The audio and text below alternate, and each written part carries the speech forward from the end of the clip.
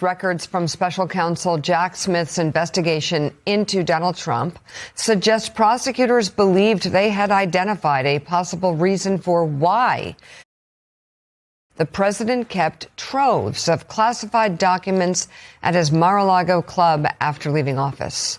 In a progress memo reviewed by MS Now, investigators write, quote, Trump possessed classified documents pertinent to his business interests, establishing a motive for retaining them, adding we must have those documents.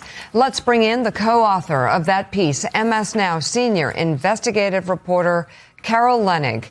Carol, what more can you tell us about this motive that is being uncovered here?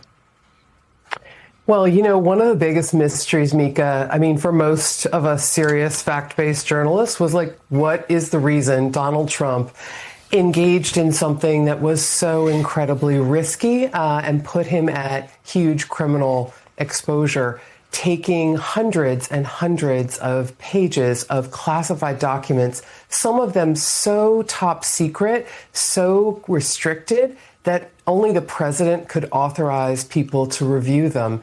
Why did he take these things from the White House in January 2021 as he left office and Biden assumed control of the presidency? And now we know from this January 2023 memo that appears to have been accidentally released by the Department of Justice under Donald Trump. Now we know this memo shows Jack Smith's team was working with the FBI, reviewing this as a possible motive and finding that he, Donald Trump, kept all these documents that pertained to his global business interests. Now, I wish I could tell you, Mika, I really do, and Joe, that I know which business interests those documents sort of shed some light on or helped Donald Trump. But, you know, we've known for a long time that Donald Trump is laser focused on his business, said he basically separated himself from it in his first presidency, but never really did. And now we have evidence that Jack Smith believed this was a very possible motive for Donald Trump in putting himself in the crosshairs of a criminal prosecution. And, you know, Carol, the other thing these documents remind us of is just how extensive and serious the smuggling of these documents to Mar-a-Lago was.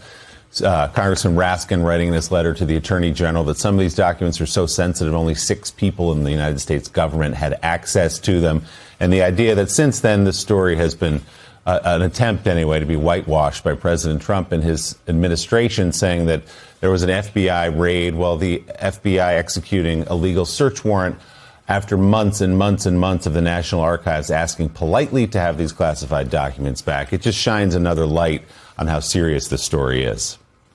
Totally will. And, you know, another wrinkle to that I'll emphasize, the FBI postponed and resisted and waited on that raid, that court-approved search, unannounced search of Mar-a-Lago in August of 2022. They waited for months and did not want to do this search because they felt that it was going to come back and bite them, that searching a former president's home was going to have bad optics, quote unquote, according to some of the FBI supervisors.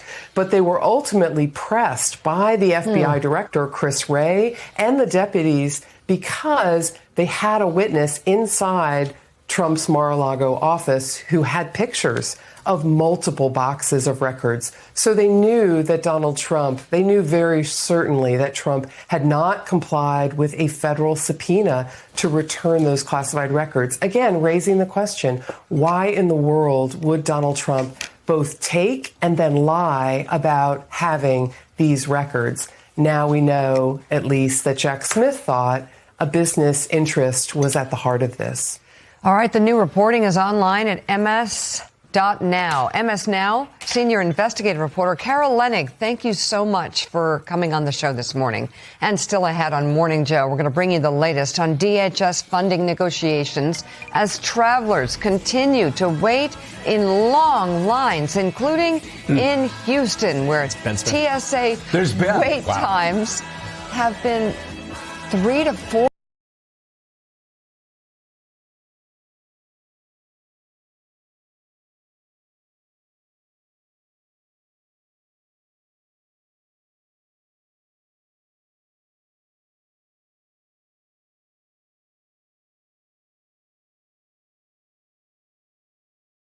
here in Washington. Former special counsel Jack Smith is testifying behind closed doors to a GOP-led committee investigating his investigation of Donald Trump during his time out of power.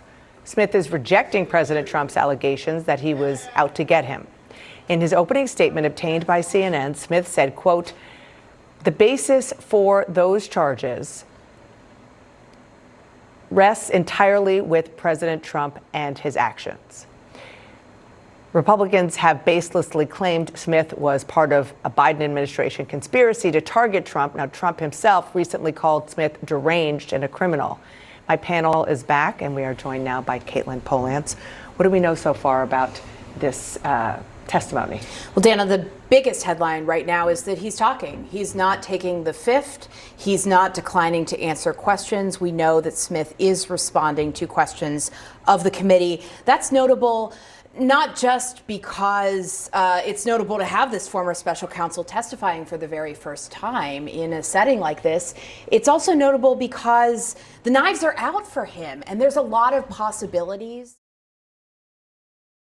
where he could walk into a situation where somebody wants to see him criminally prosecuted, whether that's a court, the Justice Department itself, Trump already out there saying he wants to see him behind bars, or the Republicans on Capitol Hill. They actually had a deputy previously from Smith's investigation. The man who led the January 6th investigation has already gotten a criminal referral for obstructing Congress, for declining to answer some questions in this investigation.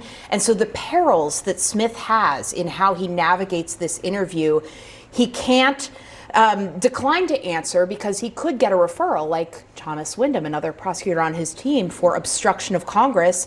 But then if he gives too much information, there's always the possibility that Congress could accuse him of making a false statement if he says something different than what's in the record or what someone else on his team is testifying to. And then there are court orders and Justice Department restrictions around information from the classified documents case, evidence from the classified documents case against Trump, the volume 2 of the report under seal, and then grand jury secrecy. So much at stake here that even get you to the substance of this, where Republicans, we know, are very unhappy with his oversight of an investigation that included using or looked at toll records of phones, so the logs of calls that had been made in the past of members of Congress. Although we do know from what we've heard so far about what Smith is saying that he believes that he wasn't choosing the members of Congress that they got the phone records on. That was because Donald Trump himself was trying to call members of Congress on January 6th, 2021 in the middle of that violence. Isaac? Yeah, and look,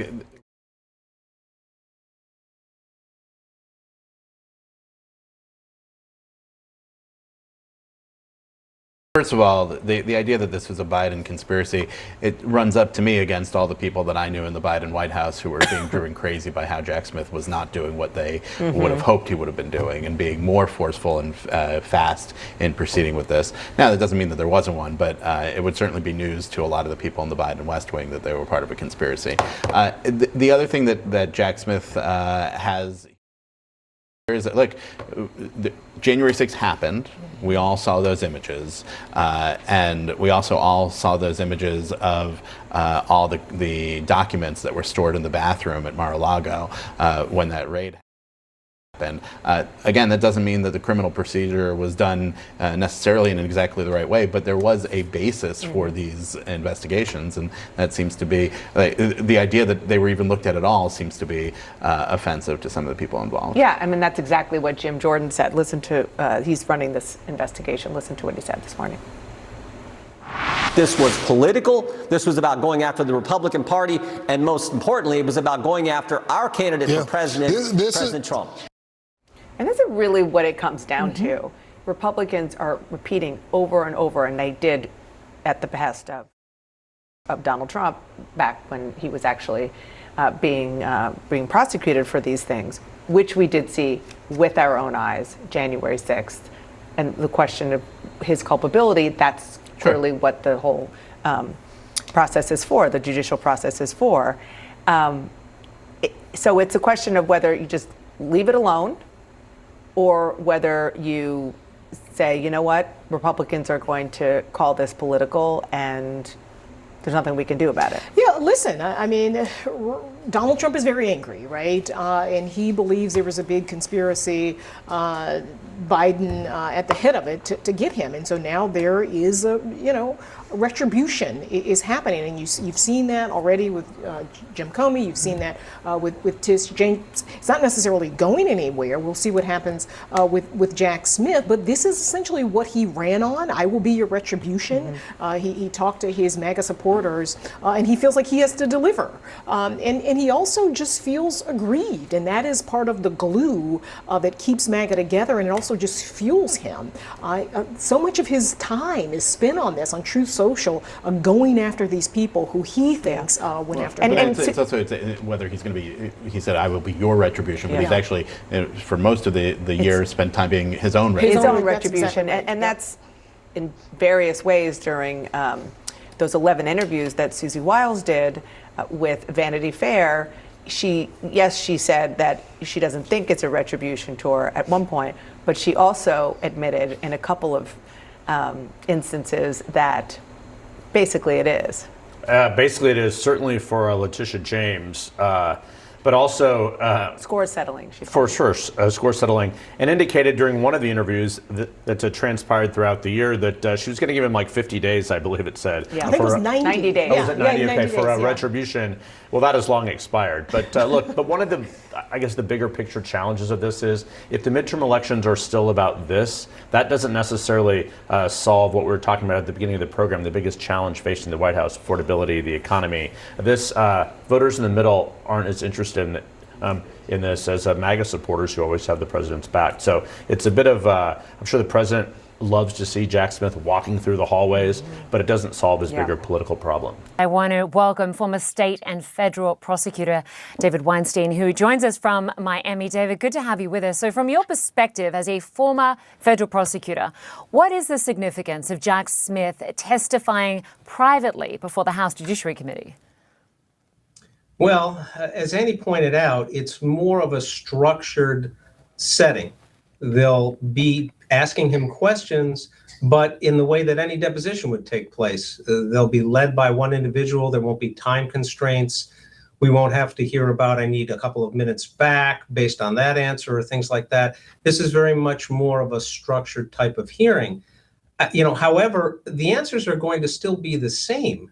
He's going to be able to talk about what he did, how he did it, and to the extent he has any information about what the results were, he's going to be limited by what he cannot say about matters that occurred before a grand jury that are covered by the grand jury secrecy rules, unless a judge orders him to be allowed to disclose that.